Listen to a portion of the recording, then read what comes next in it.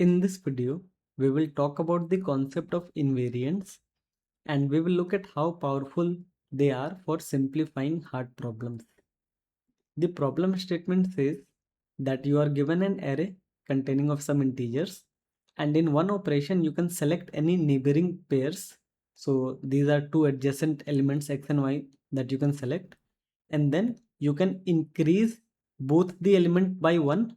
You increase both x and y by 1, or decrease both of them by 1.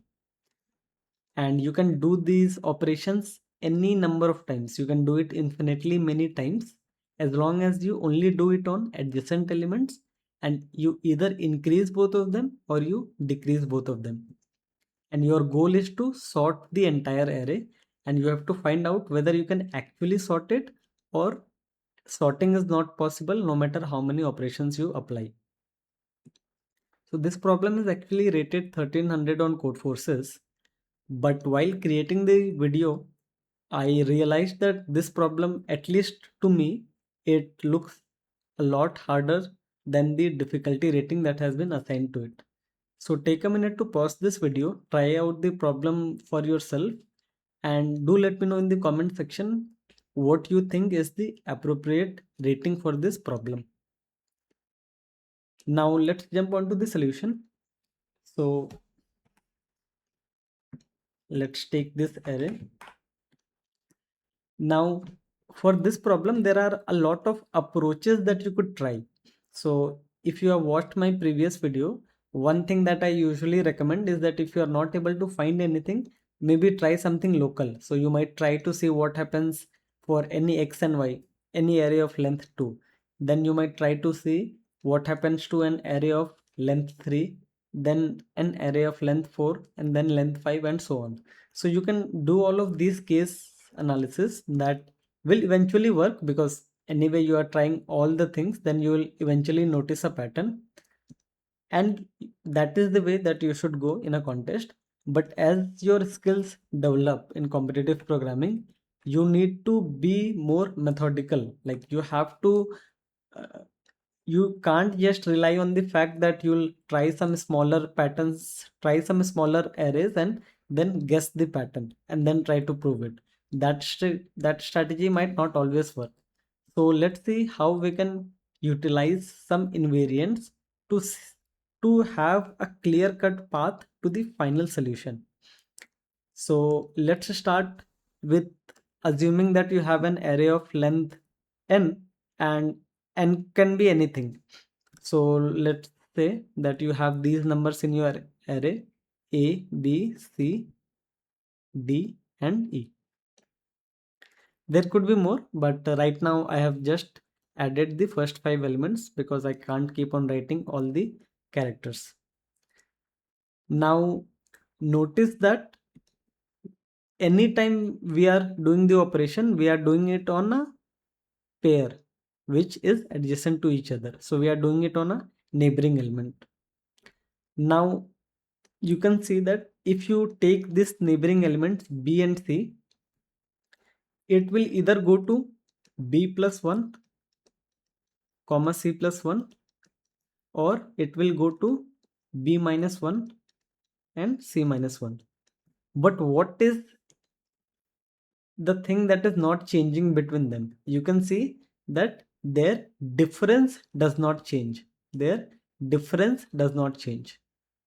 So this means that after doing the operations on this adjacent element B and C, their difference does not change. But then this doesn't mean that the difference for the entire array does not change. That could change, but at least we see some hints that we have to do something with the difference of the elements. This means that you have to now deal with the difference array. So let's try the difference array route and see if it leads us to something better. And in hindsight, you will realize that difference array is actually a good strategy to start with. Why? Because doing something on a range is like doing something on 2 points in the difference array. This we had already discussed. in one of my brain gym series in the previous videos. So if you want, I can link that down in the comment section. Now let's look at how the difference array will behave when you do these operations. So what will the difference array of this array look like? So you would have the first element would be b minus a, then it would be c minus b, then d minus c, and then e minus d. Now suppose you picked this pair c and d. So what all would change? So this difference will not change because c does not appear. This will change, this will change, and this will change. But since both of them are getting incremented, c and d are getting incremented, this will actually not change. So this d minus c, this will remain constant. This also remains constant. And we'll have to see how this changes. Now suppose the operation that you are applying is +1 on both the ends. So if you are applying +1 on both the ends, you can see that this element increases by 1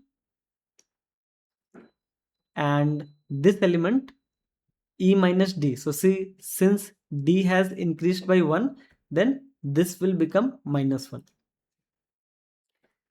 If you do the operations other way around, that is, if you want to do c minus 1 and d minus 1, then it will simply be flipped around. It will be -1 over here and +1 over here. So now you can see that applying the operations on the original array is equivalent to constructing the difference array, which will be of length n minus 1, and then picking an index over here I. So you either do I at I you do +1 and I plus 2 you do -1, or you could also do it the other way around.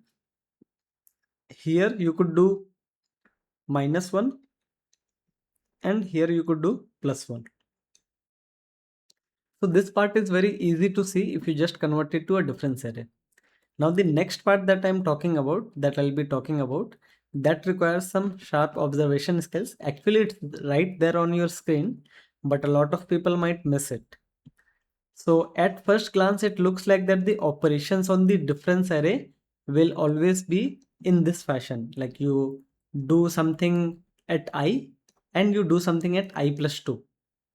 But if you remember your prefix sums, in prefix sum, if I ask you to find the sum of a subarray, you compute this bigger sum, then you compute this smaller sum, and then you compute their difference to get the sum of this subarray over here. But there is also another case in the prefix sum array where you actually do not subtract anything. And what is that case?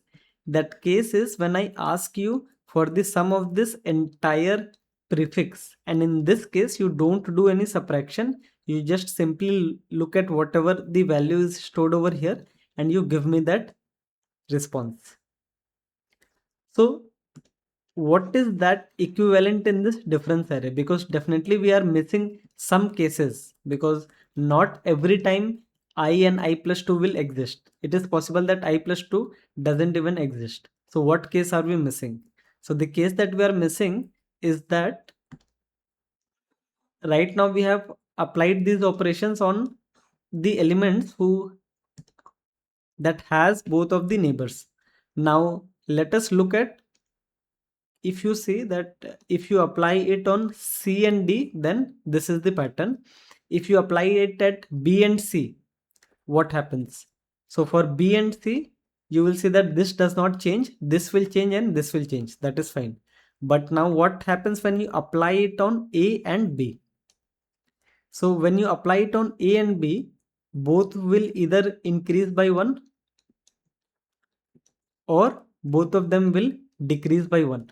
This means that B minus A will never change. But then on the right hand side you have C minus B. So C minus B, it contains B on which you had applied the operation and you did not apply the operation on C. So this means that this can either increase by 1 or decrease by 1. So this is a bit different. Why? Because in the earlier version we said that whenever you want to apply the operation, you can either increase this by 1, you can increase this by 1, then leave a gap over here and then decrease by 1. Or you could do it the other way around, that you decrease by 1, you leave a gap over here and you increase by 1. But the operation on a comma b, this is very powerful, because in this case you don't touch this element, you don't touch any of the elements on the right hand side, and you are allowed to freely increase it by 1, or you are also allowed to decrease it by 1. So this candidate, this C minus B, this is very powerful because it can freely increase or decrease without affecting other candidates. So similarly, if we had this for A and B, then we must also have something for D and E, which is the last elements of the array. So if you apply the operation on D and E, you can notice that this sum will not change because E and D, the operations is allowed on both of them. But this, since you have applied it on D, it will either increase by 1 or it can either decrease by 1. So also, this is also very powerful. Now, in hindsight, this observation looks very easy, but it is possible that in the context you might miss it. So, but that aside, now that we have this understanding that the only operations that you are allowed to do are on a difference array, and on a difference array, you can you can you can either pick an element I, you can increase it and then you can decrease its neighbor, or you can pick an element I, you can decrease it and then you can increase its neighbor. So this is type 1, this is type 2, and then there is a third type, which is you pick the second element of the difference array, you increase it by 1, or if you really want, you can actually decrease it by 1 without affecting any other element. Same for the last second element of the difference array. So you can increase it by 1 or you can decrease it by 1 as many times as you want. So this is the first observation that we had applied is that given this problem, it is much easier to deal with the sorted order in the difference array world, because you wanted to deal with subarrays of length 2, and there was already a hint screaming at you that their difference is not changing after applying the operations. So naturally we switched to the difference array, although that itself might not be very intuitive to a lot of people. So let's count that as observation 1. And the second observation is that when you apply some operation, two elements of the difference array change in this pattern. That was this second observation.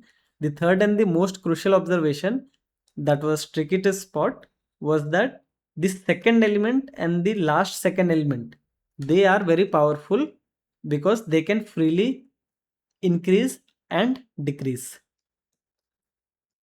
Now let's talk about the original problem. So the original problem told you to sort the array after doing the operations any number of times. Now you will remember that there is a one-to-one mapping. There is a one-to-one mapping between an array and its difference array, or array and its prefix sum array. Right? You can recover the original array from a difference array, and you can also do it the other way around. So this means that if you can make sure that whatever the conditions for sorting on A, whatever the equivalent condition is on the difference array, then we should be good. So let's consider some integers. Let's say the integers are A, B, C, D, and E. Now if you sort these, so if they are in sorted order, you can say that A is less than equal to B is less than equal to C, less than equal to D, and less than or equal to E. And what does their difference array looks like? It is B minus A, C minus B, D minus C, and E minus D. So you can see that if the original array indeed has to be sorted at the end, then this sum, which is the difference of an element with its left neighbor, this has to be greater than equal to 0. This has to be greater than equal to 0, has to be greater than equal to 0. This also has to be greater than or equal to 0. And in fact, this is not just necessary but also sufficient. Why? Because if this is greater than 0, then when you're recovering, then this inequality will start holding. So your modified problem statement is that given an array where some of the integers are positive, some of the integers are negative, basically given the difference array, can you convert all the elements to greater than or equal to 0 by applying these kind of operations? And if you are not able to convert it, then the answer is of course no. Now we have already talked about three observations. Now we will need another observation which is also present right on your screen. Some of you might be able to see it, some of you might not be able to spot it, but that's all right. The more you solve these kind of ad hoc problems, the better you'll become at it. So how do you come up with a strategy to make all the elements greater than 0 if it is actually possible? So you can notice that you have to rely on this fact that this element is very powerful. Why? Because it can increase any number of times. So this means, why don't we increase it to infinity? Or even before doing that, let's do something like this.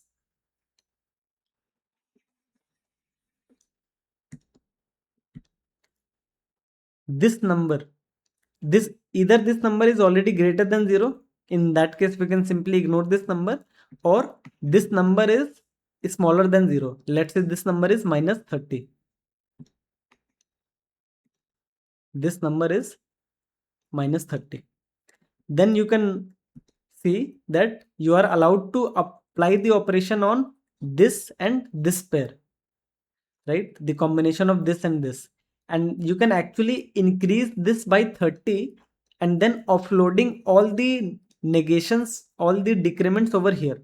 So if you offload it over here, then this number will become whatever it is, and then minus 30 load will come over here.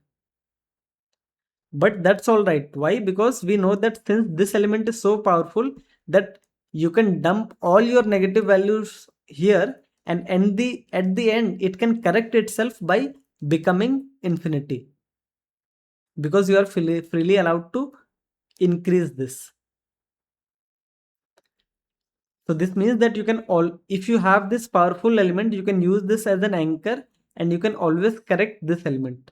But then if you follow this logic, you can see that you can also correct this element. Why? Because suppose this is minus 50. So you dump all the minus 50 over here. Then this becomes minus 80 and this becomes 0. And then you dump all this minus 80 over here. In fact, you can now see that the optimal strategy is to do something like this. You start with the most powerful element and you locate elements at the alternating indices, right? You leave one gap, you do this and you do this, and then you claim that whatever this number is, suppose this number is minus x where x is greater than 0, then you can dump this entire negative value over here. Then this will create another very negative value which is minus 5. You can dump this over here, then you can dump this over here, and then you know that you can actually increase this number any number of times. So you can actually increase it to infinity, and after doing that you can see that all the blue arrows that you see, they are now greater than or equal to 0.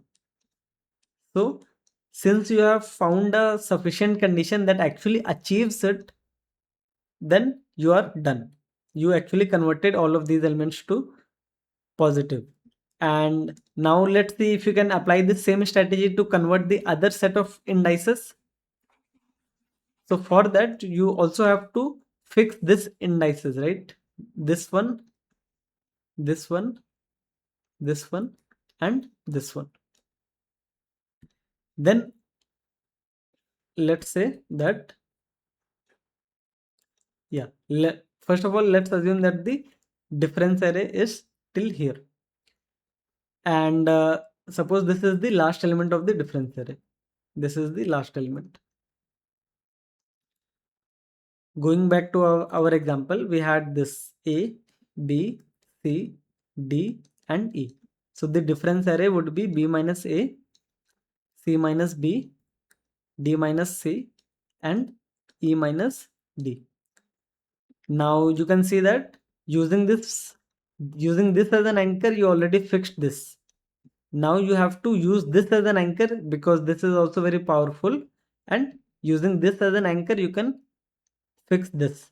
So that's why I have drawn it in such a way that this actually represents this D minus C, and you can see that since this is the second last element, then this is the most powerful one. You can either increase it as many times as you want, or you can decrease it as many times as you want, and then you can apply the same strategy starting from here. So whatever, if it has minus 50, you dump this minus 50 over here by applying 50 increments over here and then 50 decrements over here.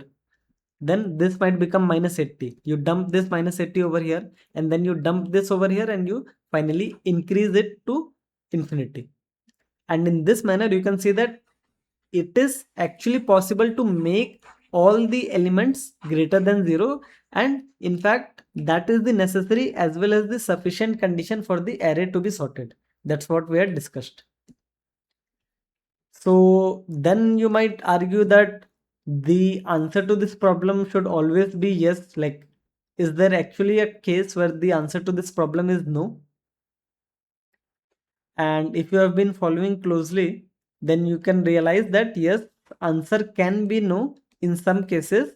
And what are the cases? The cases are that the trick that we have applied for using the powerful elements, that might not always be applicable. So I'll show you why. Because if you start with this is the powerful element, because the second element of the difference array is the most powerful element. So it can fix this, it can fix this, it can fix this. But what is the other powerful element? Other powerful element is actually this only. So you can only fix this, this, and this. But does this mean that in this case you cannot fix these elements? Not really, because in the previous strategy we found one way to achieve that result, and that way worked for us. How? By using the powerful element as the anchor. But in this version we are not able to find a way. Doesn't mean that the answer will not exist. But first let us talk about why is this situation arising. Like, how come both of these elements, they are landing on the same index? So if you think about it, it is happening because in the dummy example that we had taken, we only took 5 elements: A, B, C, D, and E. Then now you can realize that if you have 5 elements in the original array, then you will have 4 elements in the difference array, which is B minus A, C minus B, D minus C, and E minus D. And in this case, the powerful elements, which is this and this, they will be at different indices parity. So that's why you can fix this with this, and you can fix this with this. So that's why if the answer is odd, if the length is odd, then the answer is always equal to yes. You can always sort the array. Now this part itself wasn't trivial to prove, although it might look easy when I'm explaining it, but when you actually try to solve it without knowing that you have to apply these invariant tricks, it might look very difficult to solve. Now let's try to solve the other case. In the other case, we start with 6 or even number of elements. So let's say I add another element f. Then the difference array would look like B minus A, C minus B, D minus C, E minus D, and F minus E. Here you can see that the powerful elements are this and this. So you can of course fix these. But what about the elements at these indices? This one, and this one. How do you fix it? Because now there is no powerful element anymore. So now you can pause this video and try to think of a strategy to fix these elements. If it is even possible, and if it is not possible, prove to me why it is not possible. So now I'll discuss the solution of how you can actually fix these elements and when you can actually fix them. And this again requires the concept of invariant. So remember that this video is all about invariants. So the first invariant that we had noticed is that the difference between the consecutive elements, they do not change, but in the difference array, two elements will change. Two elements, one element will be incremented and then I plus 2 will be decremented or vice versa. But here, can you spot some invariant? So you can notice that whenever you want to do some operation over here, you will always do an operation on that same parity index. So if this is index 1, this is index 3, and this is index 5. So we will always do operation on I and I plus 2, and I and I plus 2 have the same parity. So for finding out the invariant, you look at the alternating sum. Or I don't know if I should be calling it alternating sum, because in one of the videos I referred to the alternating sum as A minus B plus C minus D and so on. But I hope you get the gist. By alternating sum, in this specific setting, I mean that calculate the sum of all elements, in the difference array,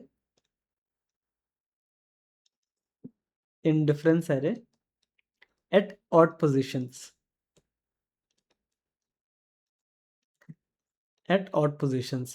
Then you can see that this sum is actually an invariant. Why? Because if you increment it, it means you added 1 to the sum, but then on that same parity you added a minus 1. So this sum will become same. So if the original sum of the odd indices was S, it will remain S. Then what can you conclude? That if if S is equal, if S is less than 0, if S is less than 0,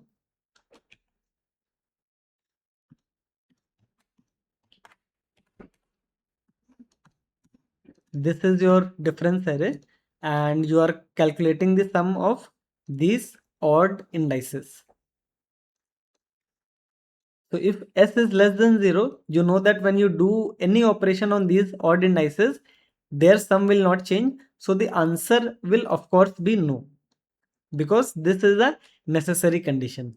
Now this doesn't mean that if S is greater than 0, the answer would be yes, because S greater than 0 is necessary, but you also have to show me whether that is sufficient or not. And how do you show me that it is actually sufficient? By doing a construction where you can actually make all the elements greater than or equal to 0. So let's think about this. So if S is greater than 0, it means if the total sum is greater than 0, like let's say you have numbers at these odd positions, I'm not considering these even positions anymore. Let's say you have the number minus 2, minus 5, 10, minus 5, 20, minus 30, and 100, etc.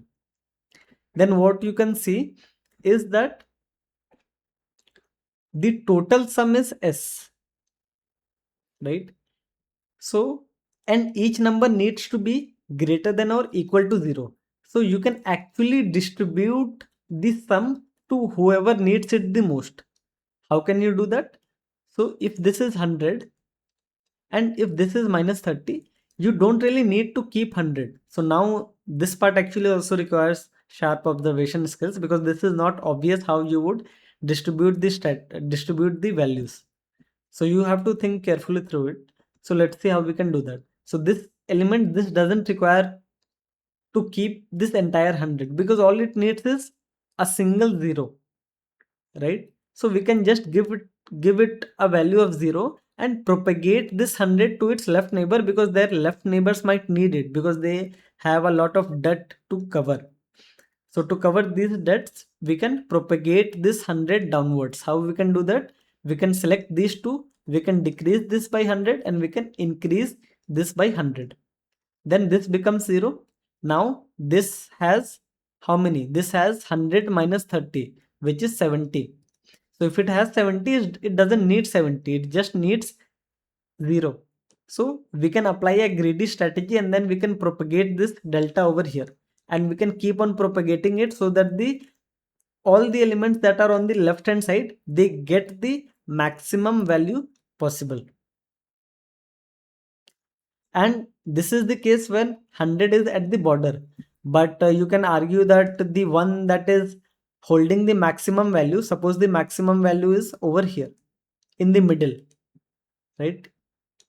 So even in that case, you can see that you can still distribute. Why?